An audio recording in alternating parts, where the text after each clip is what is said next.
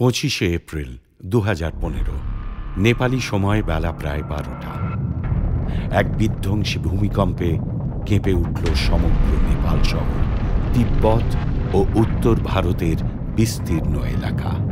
তছনছ হয়ে গেল মধ্য নেপাল। হাজার হাজার ঘর বাড়ি, সৌধ, অট্টালিকা ধুলোয় মিশে গেল মুহূর্তে।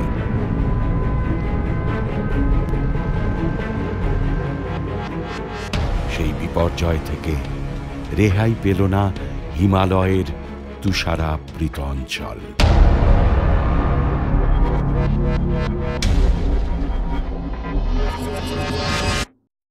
দুর্যোগপূর্ণ সেই সময় দেবাশিস রয়েছে হিমালয়ের গহীনে, গিয়েছে পৃথিবীর ষষ্ঠ উচ্চতম শৃঙ্গ চোয়ু অভিযানে। তিব্বতের দিক দিয়ে উঠে গিয়েছে 5650 মিটার উচ্চতার অগ্রবর্তী মূল শিবির, বা যাকে বলে অ্যাডভান্স বেস ক্যাম্পে। আজকেই দুপুরের দিকে একটা খুব বড় ভূমিকম্প হয়ে গেছে। আমি তখন ডাইনিংয়ে বসে লিখছিলাম ডায়েরি।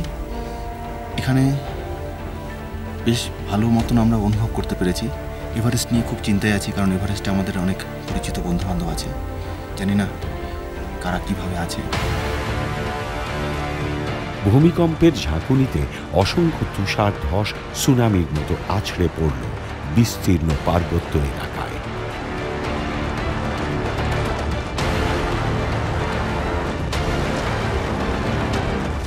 বিশাল তুষার ধসে চাপা পড়ে মৃত্যু হল বেশ কিছু পর্বতারোহীর।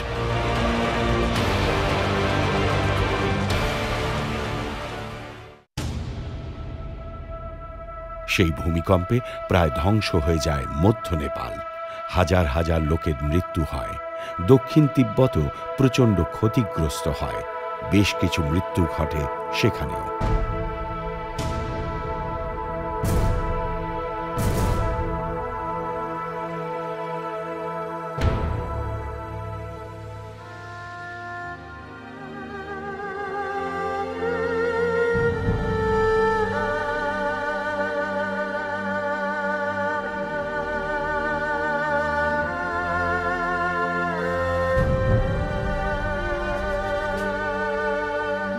নেপাল ও চীন সরকার হিমালয়ের সমস্ত পর্বতাভিযান বাতিল করে দেয়।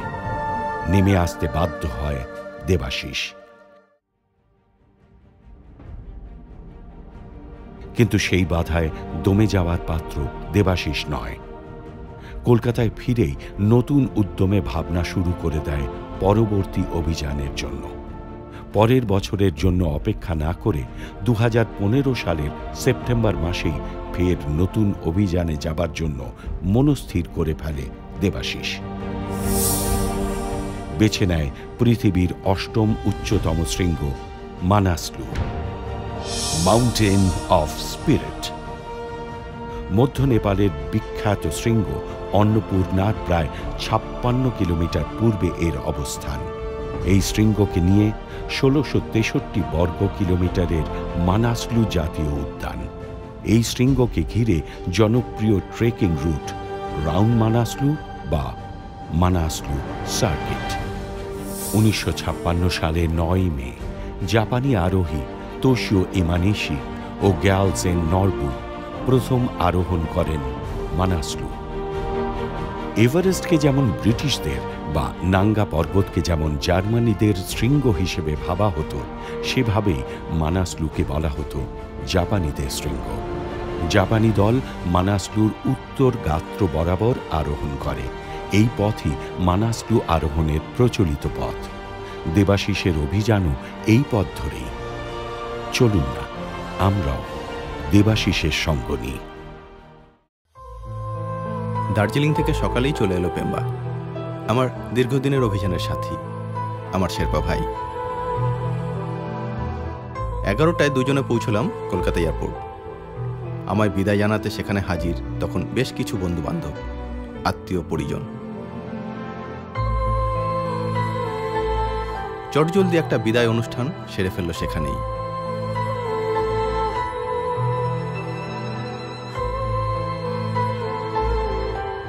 সবাইকে বিদায় জানিয়ে বেরিয়ে পড়লাম। সময় মতন পৌঁছলাম কাঠমান্ডু। মানাসলু অভিযানে আমার এজেন্সি কাঠমান্ডুর 7 সামিট ট্রেক। কাঠমান্ডু থেকে অভিযানের সমস্ত দায়িত্ব ওদেরই। ফের সেই চেনা পরিচিত জায়গা কাঠমান্ডু, আমার সেকেন্ড হোম। উঠলাম চেনা জায়গা হোটেল থামেলে, শুধু এক রাতেরই জন্য। সকাল 5টায় পেম্বাকে নিয়ে চড়ে বসলাম জিপে। পথেই রিংয়ের আকৃতির পুরি ভাজা দিয়ে ব্রেকফাস্ট সেরে 10:30টায় পৌঁছে গেলাম আরুঘাট। রাউন্ড মানাসলু ট্রেক সাধারণত এখান থেকেই শুরু হয়। এই এলাকাতেই ভূমিকম্পের তাণ্ডব ছিল সবচেয়ে বেশি। চারপাশে চোখে পড়ল সেই ধ্বংসলীলার অনেক চিহ্ন। হোটেলটা পুরোটাই গুড়িয়ে গেছে। আশেপাশের সব বাড়িগুলোয় প্রচুর ফাটল। মানুষের মন থেকে এখনও সেই আতঙ্কের রেশ পুরোপুরি যায়নি। বহু লোক এখনও সেই ভয়ে ফাঁকা জায়গায় তাঁবু খাটিয়ে রয়েছে। আরুঘাটের হোটেল মালিক আমার কাছে এসে বলল, দেখো কি অবস্থা, সবে নতুন তৈরি করেছিলাম বাড়িটা, একদম ভেঙে গেছে।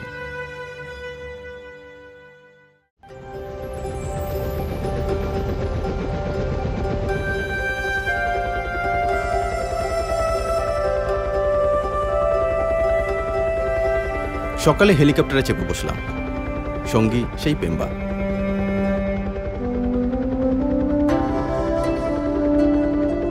এই হেলিকপ্টার আমাদের পৌঁছে দেবে সামাগাও। সামাগাওয়ের পরই শুরু হবে আসল অভিযান।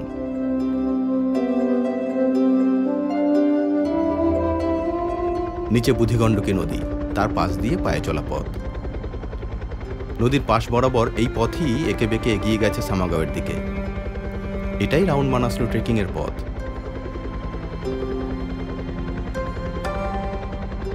দুপাশে খাড়া পাহাড়ি ঢাল, মাঝে মাঝে মেঘের চাদর ভেদ করে এগিয়ে চলেছি।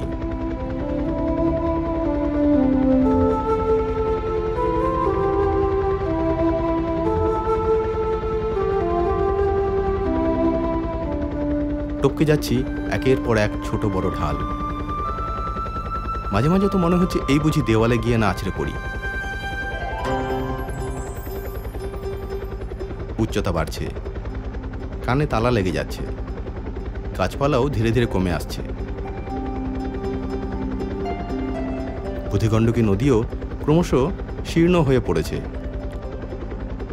পাহাড়ি ঢালের উপর দিয়ে চোখে পড়ছে তুষারাবৃত শৃঙ্গ।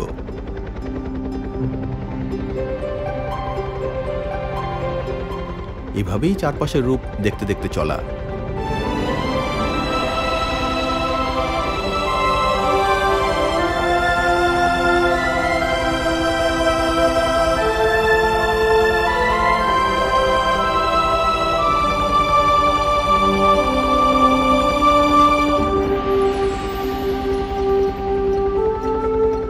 আধ ঘন্টার মধ্যে পৌঁছে গেলাম সামাগাও।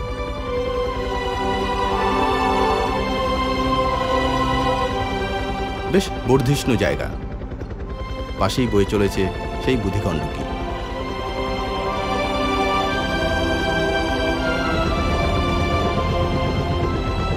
সামাগাও থেকে 1-2 দিন হেঁটেই পৌঁছানো যায় তিব্বত সীমান্তে। এই পথে বহু প্রাচীনকাল থেকে আজও মালপত্র লেনদেন হয়। সবাই জানে এই সেই পথ, যে পথের নাম সল্ট ট্রেডিং রুট। বহুদিন ধরেই এই পথে তিব্বতের সঙ্গে বাণিজ্য চলে। তাই পথ বরাবর বুদ্ধের বাণী, জীবনীচিত্র খোদাই করা অসংখ্য ছোট বড় পাথরের ফলক পরপর সাজিয়ে রাখা।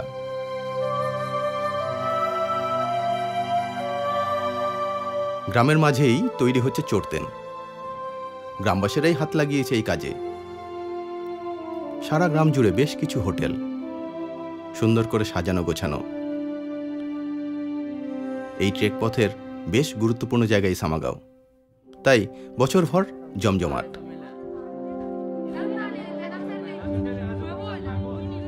হোটেলে আমার সাথেই রয়েছে এক চীনা দল। ওরাও মানাসলু আরোহণের জন্য এসেছে। হোটেলে চাতালেই তারা একটা ড্রোন ওড়াবার চেষ্টা চালিয়ে যাচ্ছে।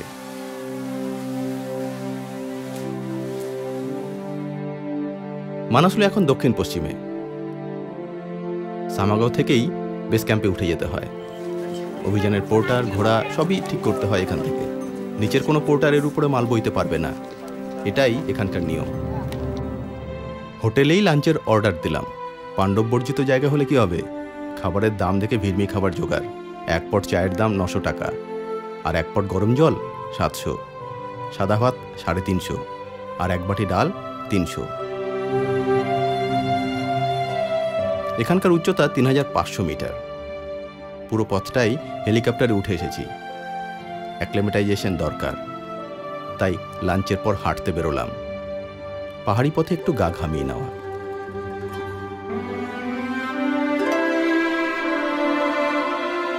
পশ্চিম দিক বরাবর চলে ঢুকলাম পাহাড়ি ঢালের জঙ্গলে। প্যান্টে জড়িয়ে যাচ্ছে চোরকাটা। আরও কিছুটা উঠে পেলাম সুন্দর এক লেক বা তাল। চারপাশের পাহাড়ি ঢালের মাঝে পান্না সবুজ তার জল। নেপালের আগের রাজার নামে এর নাম বীরেন্দ্র তাল। দক্ষিণ দিকে মানাসলু।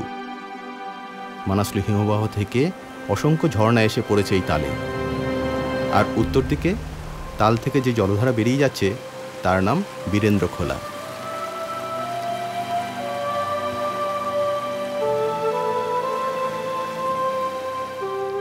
पेमा बोलो और जाने का जरूरत नहीं है, अभी वापस चलते हैं।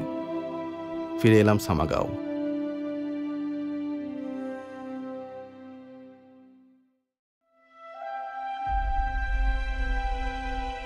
সকালে ঘুম থেকে উঠে জানলার পর্দা সরাতেই চমকে গেলাম।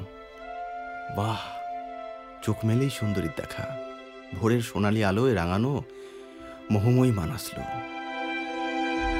এখান থেকে মানাসলুর দুটো শৃঙ্গ দেখা যায়। পিছনেরটা মানাসলু মেইন আর সামনেরটা মানাসলু ইস্ট। অল্প পরেই চলে এলো পোর্টাররা, সাথে ইয়াক ঘোড়া। ওরা আমাদের মালপত্র বেস ক্যাম্পে পৌঁছে দেবে।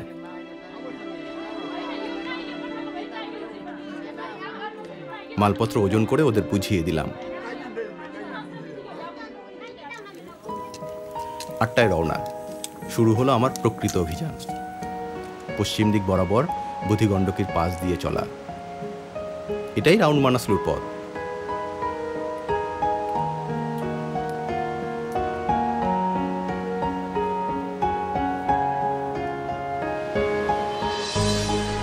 এরপর পার হলাম বীরেন্দ্র খোলা। এই পথে চলার সময় বীরেন্দ্র তাল দেখা যায় না। সেই তাল এখন রয়েছে আমাদের বাদিকে, ওই পাহাড়ি ঢালের পেছনে। কিছু গ্রামবাসী চলেছে সাথে সাথে, কেউ ক্ষেতের কাজের জন্য, কেউ বা জ্বালানি কাঠের খোঁজে।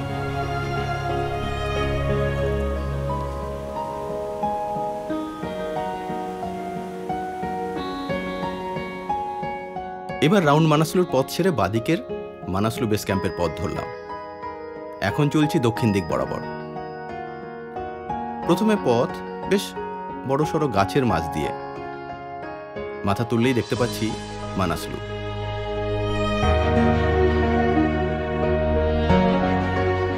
এখন অবশ্য মানাসলু ইস্টটাকে বড় মনে হচ্ছে। ধীরে ধীরে মানাসলু মেন মানাসলু ইস্টের পিছনে যেন মুখ লোকাচ্ছে। সেই পথেই একটানা উঠে চলেছি।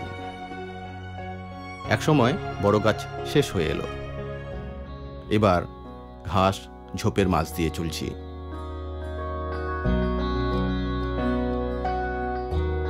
সেই পথেই একটানা ওঠা, বেশ কষ্টকর। ধীরে ধীরে উঠে চলেছি। চীনারাও চলেছে আশেপাশে। নিজেদের মধ্যে বেশ মজা করতে করতে চলছে ওরা। চলতে চলতে পিছনে তাকালেই নিচের দিকে চোখে পড়ছে বীরেন্দ্র তাল, আরো পিছনে সামাগাঁও।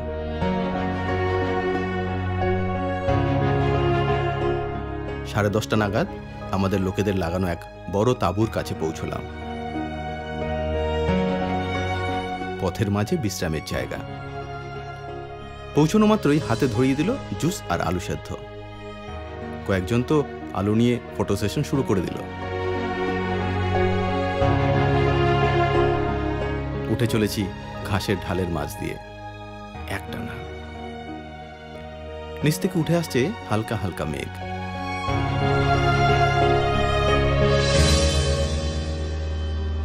মাঝে মাঝে পড়ছে ডান দিকের ঢাল থেকে নেমে আসা জলধারা, কোনোটা ছোট, পাথরে পাথরে পা দিয়ে খুব সহজেই টপকে যেতে পারছি, কোনোটা বা বেশ বড়, অনেক কসরত করেই পার হতে হচ্ছে।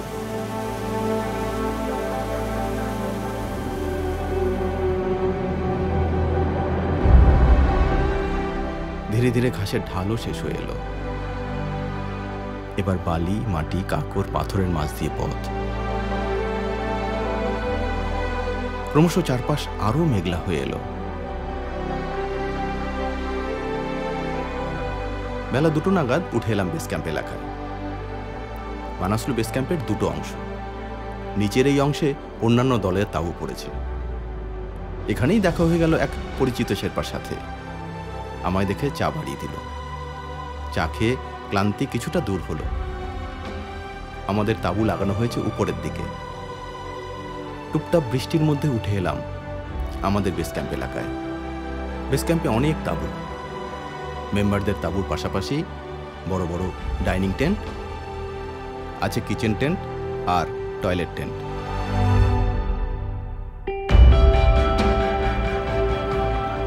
সকাল থেকেই হই হই ব্যাপার। আজ পুজো, সবাই মিলে বেশ ঘটা করেই পুজো দিলাম। ঠাকুর হিসাবে যেমন পুজো পেল বিভিন্ন দেবদেবী, তেমনি পুজো পেল আইস্যাক্স, মাউন্টেনিং বুট সহ পর্বতারোহণের দরকার সমস্ত রকম ইকুইপমেন্ট। পুজো শেষে প্রসাদ পেলাম। প্রসাদে রয়েছে সন্দেশ, বিস্কুট থেকে হুইস্কি, রাম। প্রসাদই বটে। বেস ক্যাম্পের দক্ষিণ পশ্চিমে মানাসলু, তবে এখান থেকে মূল শৃঙ্গ দেখা যায় না। মানাসলু ইস্টের পিছনে সে ঢাকা পড়েছে।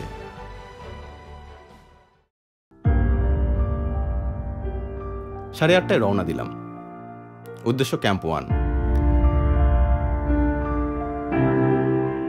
পাথর বোল্ডারের মাঝ দিয়ে পথ বলে সাধারণ ট্রেকিং শু পরেই চললাম।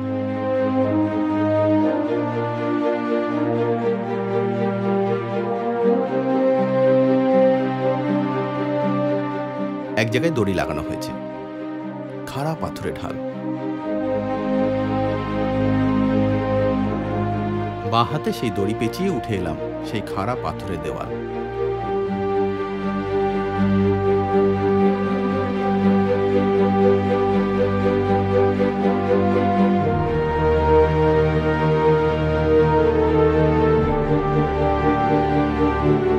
প্রায় 1.25 ঘন্টায় পার হলাম সেই পাথুরে এলাকা।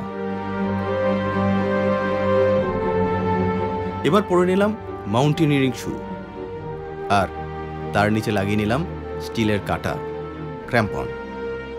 এখান থেকে ক্র্যাম্পন পরে চলতে হয় বলে এই জায়গার নাম ক্র্যাম্পন পয়েন্ট।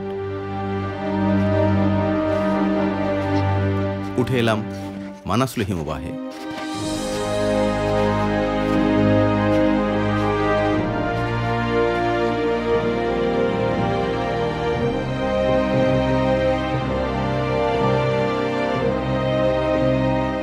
এ পথেই উঠে যেতে হবে।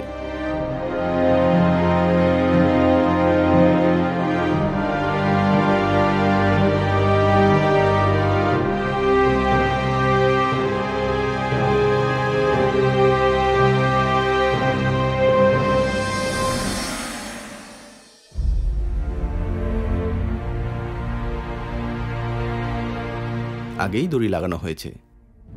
পেম্বা বলল, দেবাশিস দা সেফটি লাগাকে চলো। সেই দড়িতে সেফটি লাগিয়ে চললাম।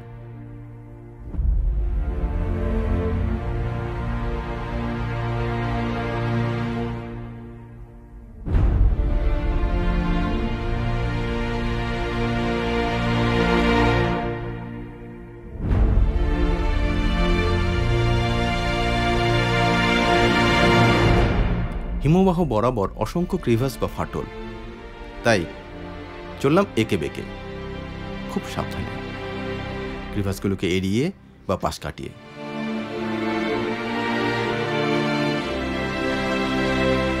কখনো টপকে, কখনো বা লাফিয়ে। বহুদিন ধরে পাহাড়ে আসছি, তাই আমি জানি আমার আরোহণ শুধুমাত্র একা আমার আরোহণ নয়।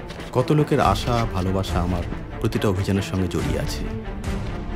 আমি যখন ফিরে যাই, এই মুভিগুলো বানাই যেন তারাও আমার সঙ্গে সঙ্গে আরোহণ করে এসব শৃঙ্গগুলোকে। তাই চেষ্টা করে চলেছি বিভিন্ন ছবি তোলার, বিভিন্ন অ্যাঙ্গেলে, বিভিন্ন সময়ে। জানি যাওয়ার পরে আমার যে এডিট করে চিনু বলবে, দেবাশিস দা এই অ্যাঙ্গেলের ছবি আরেকটু পেলে ভালো হতো। হয়তো সমস্ত তুলে নিয়ে যেতে পারছি না, কিন্তু চেষ্টা চালিয়ে যাচ্ছি আরও ছবি তোলার। ঘড়িতে প্রায় 12টা, ক্রিভাস এলাকা পার হয়ে এসেছি। এবার বেশ খাড়া এক বরফের ঢাল বরাবর উঠতে হবে। বেশ কিছুক্ষণ শুরু হয়েছে হালকা তুষারপাত, টুপটাপ করে পড়ছে তুষার, তার মধ্যেই চলা। ঢালের শেষেই আমাদের ক্যাম্প 1, এটা লোয়ার ক্যাম্প 1। আমাদের ক্যাম্প 1 লাগানো হয়েছে আরও কিছুটা উপরে। লোয়ার ক্যাম্প 1-এর পর ফের একটা খাড়া বরফের ঢাল, একটানা চলছি, খুব ক্লান্ত। পেম্বা বলল, দাদা और थोड़ा। শেরপাড়া যখন চলে তখন দেখি মনে মনে আওড়ায় ওম মণিপদ্মে হুঁ। আমিও মনে মনে আওড়াচ্ছি ওম নমঃ শিবায়। মনে কোথায় যেন জোর পেয়ে যাচ্ছি প্রতিবার ওম নমঃ শিবায় বলার সাথে সাথে। চরম ক্লান্ত অবস্থায় উঠে এলাম ক্যাম্প 1 এলাকায়। সময় 1:40। হালকা তুষারপাত চলছেই। পেম্বা সাথে আনা ফ্লাস্ক থেকে চা ঢেলে দিল। চায়ে গলা ভিজিয়ে নিলাম, সাথে টুকটাক।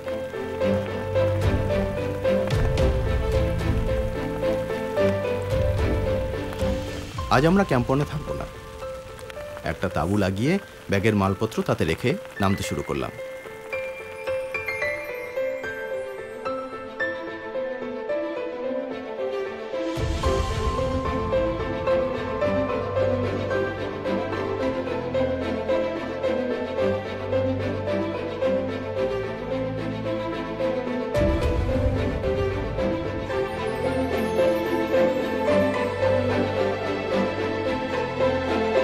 বেস ক্যাম্পে পৌঁছলাম 3টে নাগাদ।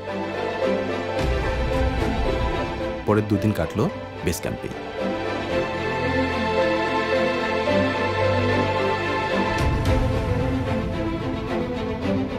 সকাল 9টায় রওনা দিলাম ক্যাম্প 1-এর দিকে। চেনা পথে চলে ক্যাম্প 1 পৌঁছলাম 2টো নাগাদ।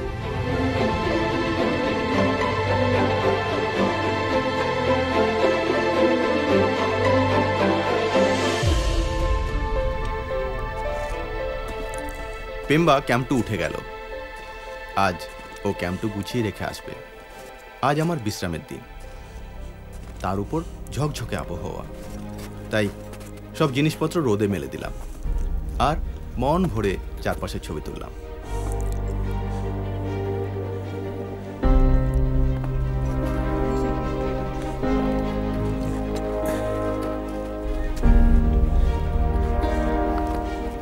শেরপারা 11টা নাগাদ নেমে এলো।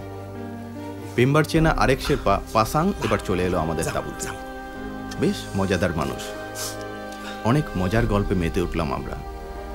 মুড়ি চানাচুরের সাথে জমে উঠল আড্ডা। দুপুর থেকেই শুরু হলো তুষারপাত, আর তা চলল একটানা।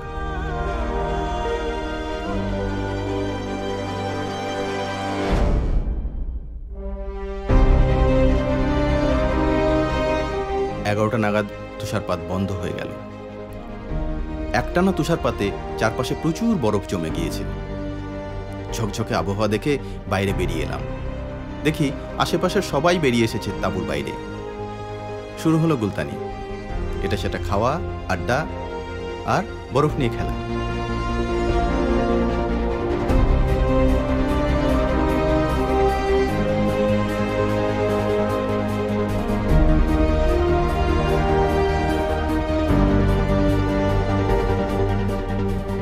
এরপর সবাই মিলে বরফের ঢাল কেটে একটা গুহা বানালাম। তার মধ্যে ঢুকে চলল ফটো সেশন।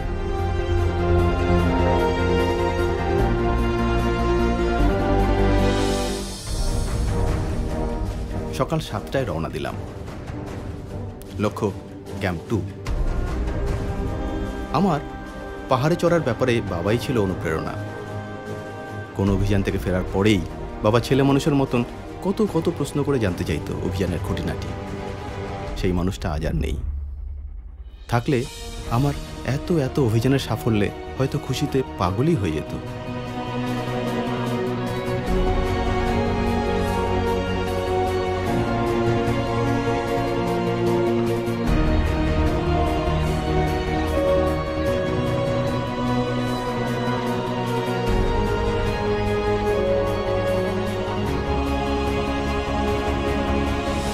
আর মা সারা বছর ধরেই শুধু অনুযোগ, কেন যাস, কি পাস পাহাড়ে গিয়ে, অনেক তো হলো, এবার একটু সংসারী হ, বউ বাচ্চার দিকে নজর দে। অথচ প্রতিবার সেই অভিযান শুরুর আগে মাই প্রথম চলে আসে আমার বাড়ি। আর প্লেনে তোলা বা ট্রেনে তোলার একদম শেষ মুহূর্ত পর্যন্ত থাকে আমার সঙ্গে।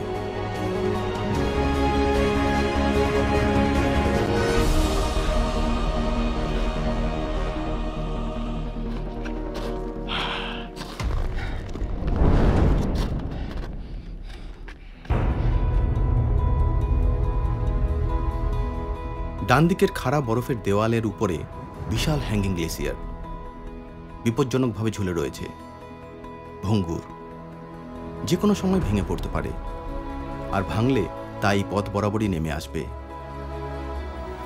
চারপাশে আছড়ে পড়ার সেই চিহ্ন প্রচুর, তাই যতটা সম্ভব দ্রুত পার হয়ে যাবার চেষ্টা। এরপর খাড়া বরফের দেওয়াল,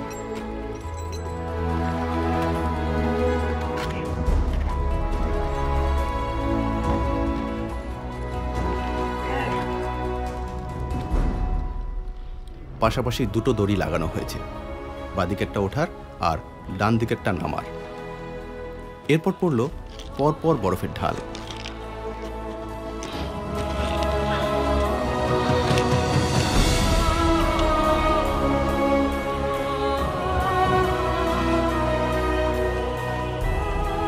এবার পথ রোধ করে দাঁড়ালো বিশাল এক ক্রিভাস। মই বেয়ে পার হলাম সেই ক্রিভাস।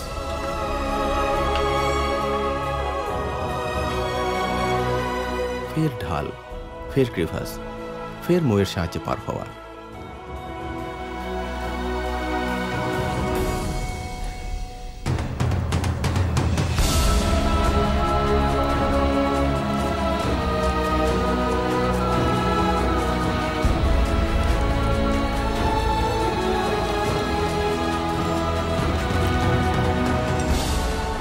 এ পথে চলার সময় পিছন থেকে ভেসে এলো হেলিকপ্টারের আওয়াজ। হেলিকপ্টারে হয়তো কোনো অসুস্থ সদস্যকে নামিয়ে নিয়ে যাওয়া হলো বেস ক্যাম্প থেকে।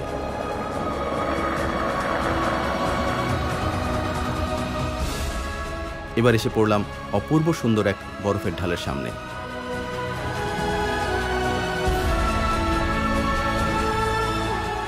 দেওয়াল থেকে ঝুলছে অসংখ্য আইসিকেল, নয়নাভিরাম রূপ।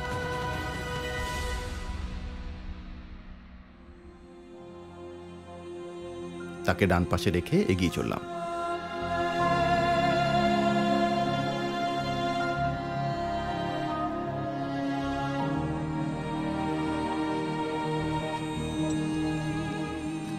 একের পর এক বরফের ঢাল পার হয়ে উঠে এলাম ক্যাম্প 2 এলাকায়। ঘড়িতে সময় বেলা 12টা।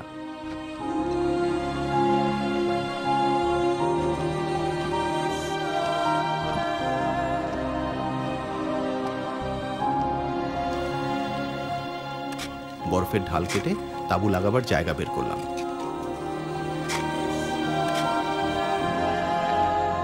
আজ ক্যাম্প 2-তে আর কেউ নেই, শুধুই আমরা দুজন।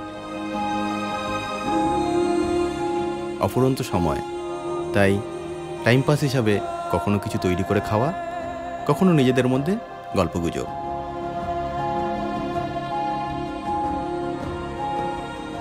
আর বিশ্রাম।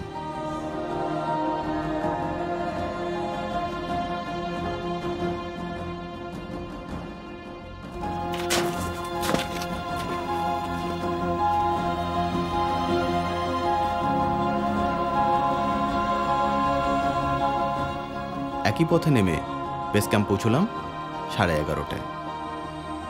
এখন উপরের ভালো আবহাওয়ার অপেক্ষা।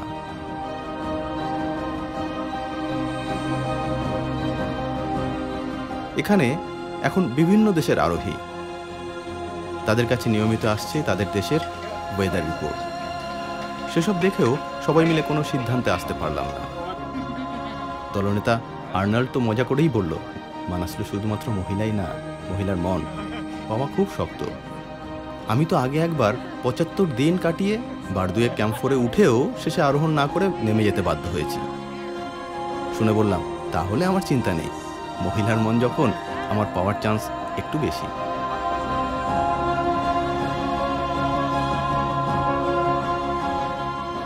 অফুরন্ত সময়, তাই বিভিন্নভাবে টাইম পাস। এইভাবেই কাটলো 3 দিন।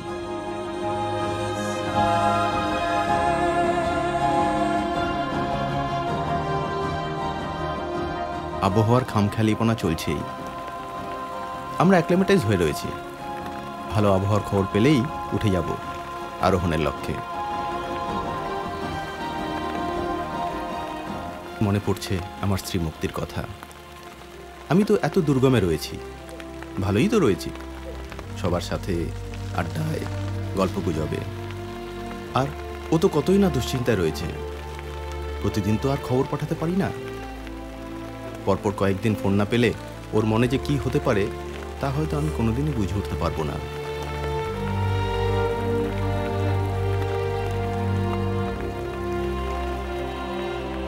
অবশেষে সব ওয়েদার রিপোর্ট বিশ্লেষণ করে মনে হলো ২৮, ২৯ আর ৩০শে সেপ্টেম্বর উপরের আবহাওয়া তুলনামূলকভাবে ভালো থাকবে।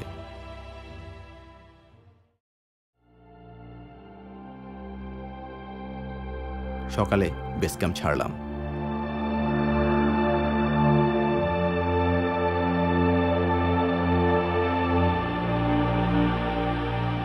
উঠে এলাম ক্যাম্প 1-এ,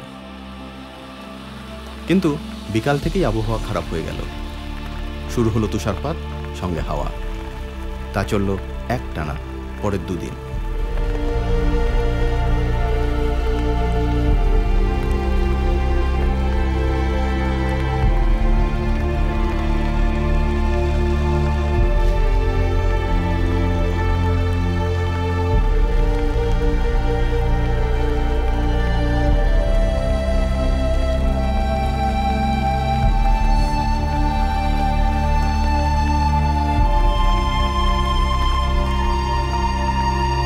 দুপুরের পর তুষারপাত ধীরে ধীরে কমে এলো। বিকালে চারপাশ একদম পরিষ্কার হয়ে গেল। আবহাওয়া ভালো দেখে পেম্বা বলল, কাল হাম লোগ উপর চলেঙ্গে।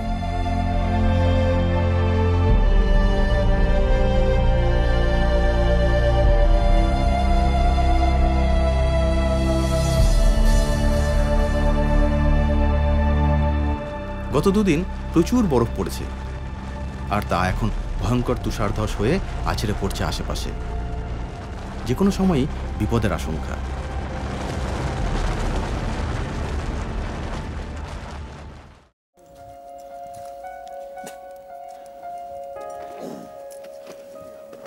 সকাল 6:30টায় বেরিয়ে পড়লাম।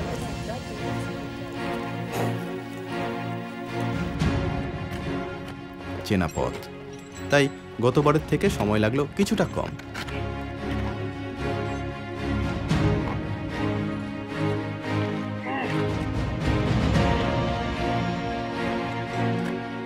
বেলা 10:30টায় পৌঁছলাম ক্যাম্প 2।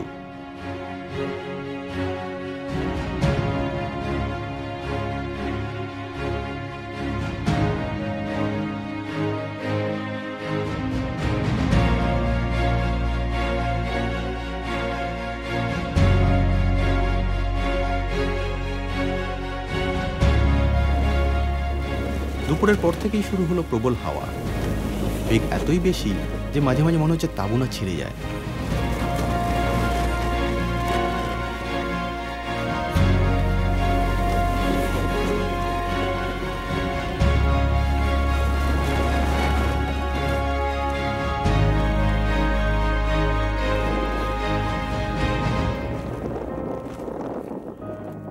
বাধ্য হয়ে তাঁবুর ভেতরেই বন্দি থাকলাম। সারা রাত চলল সেই তাণ্ডব।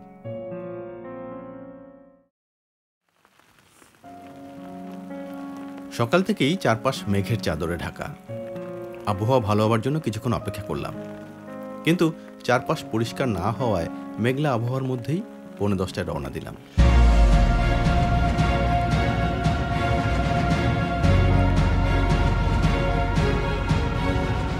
একের পর এক বরফের ঢাল, এক টানা উঠে যাওয়া, না থেমে।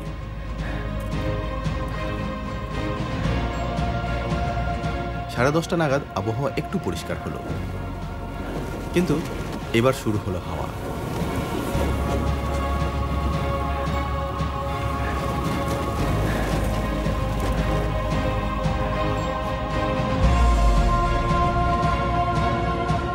সোয়া 11টা। সামনেই বেশ বড় এক ক্রিভাস। লাফিয়ে পার হওয়া ছাড়া উপায় নেই অতলান্ত সেই ফাটল।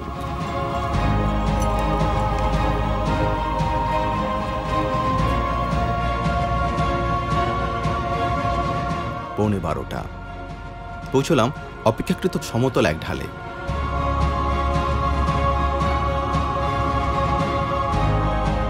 আমাদের ক্যাম্প 3 আরও কিছুটা উপরে। 12:30 নাগাদ পৌঁছলাম ক্যাম্প 3 এলাকায়। চারপাশ হালকা মেঘলা হয়ে রয়েছে, হাওয়াও বইছে। আমরা উপরের ঢালে তাঁবু লাগালাম। আবহাওয়া বেশ সুন্দর। আমার আজ বিশ্রামের দিন। পেম্বা সকালেই উঠে গেল ক্যাম্প 4-এ অক্সিজেন সিলিন্ডার, খাবার দাবার, তাঁবু রেখে আসতে।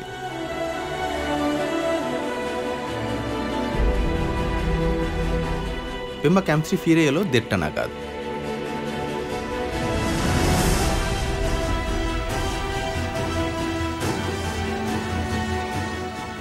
সাড়ে 7টায় রওনা, দক্ষিণ দিক বরাবর চলা। সামনেই মানাসলু ইস্ট, এরপর এক খাড়া কঠিন বরফের দেওয়াল। দম বন্ধ করা আরোহণ, প্রতি পদক্ষেপেই হাঁফ ধরে যাচ্ছে।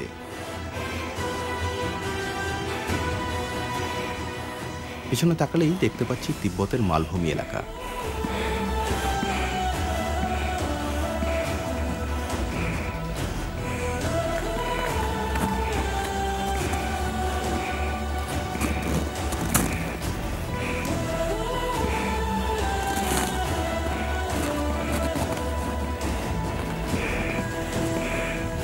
ক্যাম্প 3 থেকেই অক্সিজেন লাগিয়ে নিয়েছি।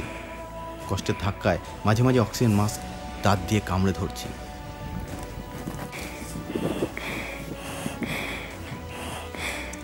প্রায় 3 ঘন্টা লাগলো সেই খাড়া ঢাল উঠে আসতে।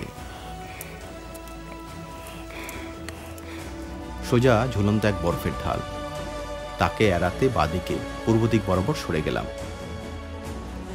সেই বরফের ঢালে উঠে সেই ঢালকে এবার ডান দিকে রেখে ধীরে ধীরে পশ্চিম দিকে ঘুরে গেলাম। এবার ঢাল বেশ কিছুটা কম। নীল সবুজ পাথর কঠিন শক্ত বরফের ময়দান, ভয়ঙ্কর পেছর। আর একবার পিছলে গেলে বহু নিচে গিয়ে আছড়ে পড়ব, তাই খুব সাবধানে চলা পশ্চিম দিক বরাবর।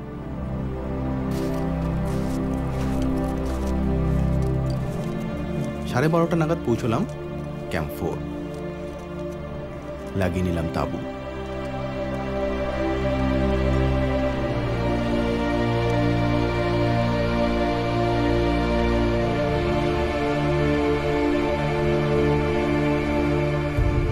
এখান থেকে দক্ষিণ দিকে মানাসলু, পরিষ্কার দেখা যাচ্ছে মানাসলুর মূল শৃঙ্গ।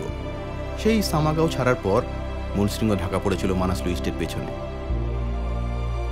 এবার কয়েক ঘন্টা বিশ্রাম তাঁবুতে, কিছুটা এনার্জি নিয়ে নিলাম।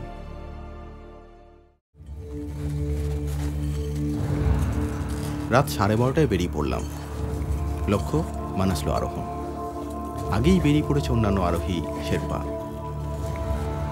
পরশুই গেছে পূর্ণিমা, আকাশে তাই প্রায় পূর্ণচন্দ্র। এরপর লম্বা বরফের ঢাল, একটানা চলা। কোনো জায়গাতেই দড়ি লাগানো নেই, তাই খুব সাবধানে চলা।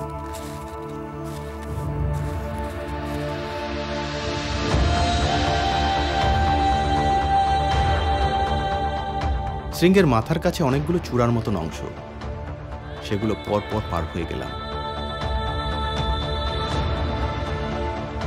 পশ্চিম আকাশে মানাসলুর ছায়া, অপূর্ব সুন্দর। আর উত্তর দিকে তিব্বতের বিস্তীর্ণ এলাকা। সমস্ত শৃঙ্গ এখন আমাদের পায়ের নিচে।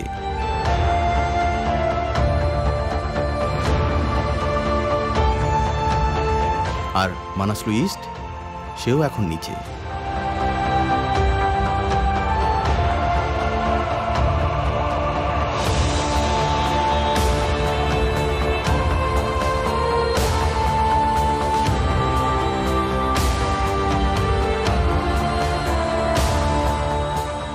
শেষ অংশটা একটা গিরিশিরা বা রিজ।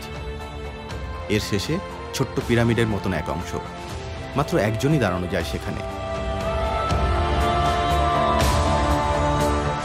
উঠে এলাম সেই পিরামিডের মাথায়, উড়িয়ে দিলাম জাতীয় পতাকা। আমি নামার পর পেম্বা উঠে দাঁড়ালো সেখানে। সফল আরোহণ হলো মানাসলু। দেবাশিসের এই জয়ে আমাদেরও গর্বে বুক ফুলে উঠেছে। মানাসলু আরোহণের সাথে সাথে দেবাশিস আরও একটা কৃতিত্বের অধিকারী হল, আরও একটা পালক দেবাশিসের টুপিতে। প্রথম অসামরিক ভারতীয় হিসেবে 5টি 8000 শৃঙ্গ জয়ের কৃতিত্ব হল তার।